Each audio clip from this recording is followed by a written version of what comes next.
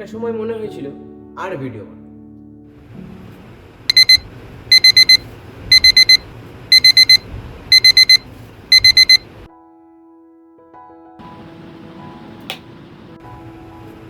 Hello এনুগালকে লোগো, welcome back to another blog.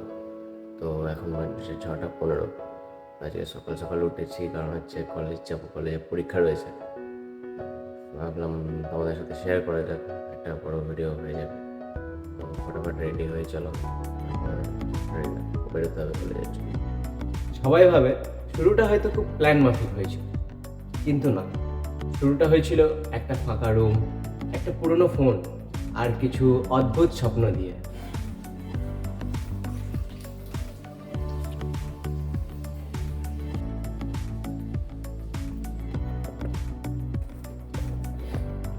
তো গাইজ, সকালে উঠতে যতই কষ্ট হোক, কলেজ থাকলে উঠে রেডি হয়ে যেতে হয়। আর আজকে তো এক্সাম রয়েছে, তো সে যেতেই হবে। তো রেডি হয়ে গেছি, অ্যান্ড এরপর শুধু খাবো অ্যান্ড জামা প্যান্ট পরবো, বাস ব্যাগ ট্যাগ সব গোছানো, তারপরে বেরিয়ে যাবো।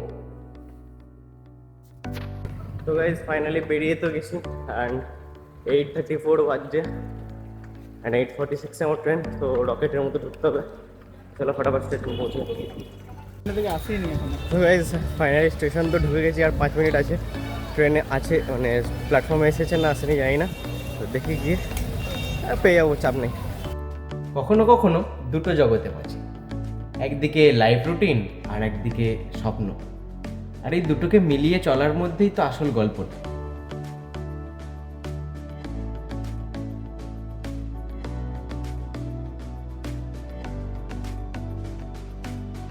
একটা আরেকটার সাথে পাল্লা দিয়ে চলতে শিখেছি, এই তো সবে শুরু।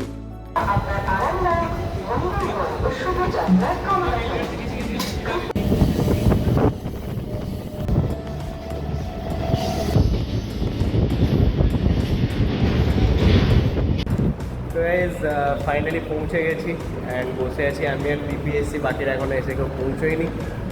আর যদিও আমাদের এক্সাম নিয়ে কোনো ভয় নেই, যা হবে দেখা যাবে। তো আপাতত বসে আছি, সবাই আসুক, দেন তারপর দেখা হচ্ছে। মনে রাখছি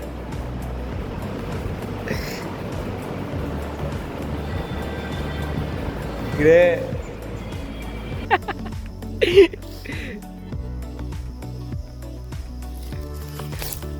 সবাই এখন যাচ্ছে আম পাড়তে।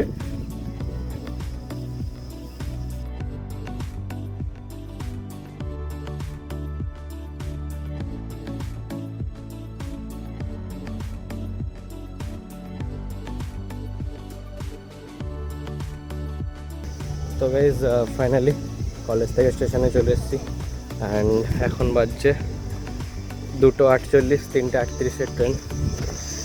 এই যে আজ যে জায়গাটায় দাঁড়িয়ে আছি সেটা হয়তো খুব বেশি না, কিন্তু যেখান থেকে শুরু করেছিলাম সেই পথটা দেখলেই পরিষ্কার পুরোটা দেখা যায়।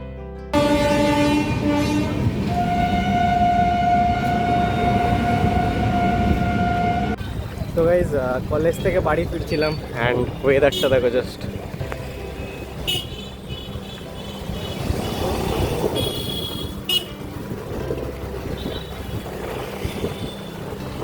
একটা সময় মনে হয়েছিল আর ভিডিও বানাবো, 1 মাস কিচ্ছু করি, কারণ ভিডিও তো বানাচ্ছিলাম, কিন্তু যে তুলনায় ভিউজ আসার কথা সেই তুলনায় ভিউজ আসছিল, অ্যান্ড লোকজন কানেক্ট করছিল। অ্যাকচুয়ালি কিছু করিনি বলাটা ভুল, নতুন নতুন এডিট শিখেছি, অ্যান্ড সব কিছু করে আবার ফিরে এসেছি নতুনভাবে। আমি ফিরে এসেছি নতুন ভিডিও বানানোর জন্য। ভিউজ না থাকলেও গল্পটা তো আমার, আর থামবো না।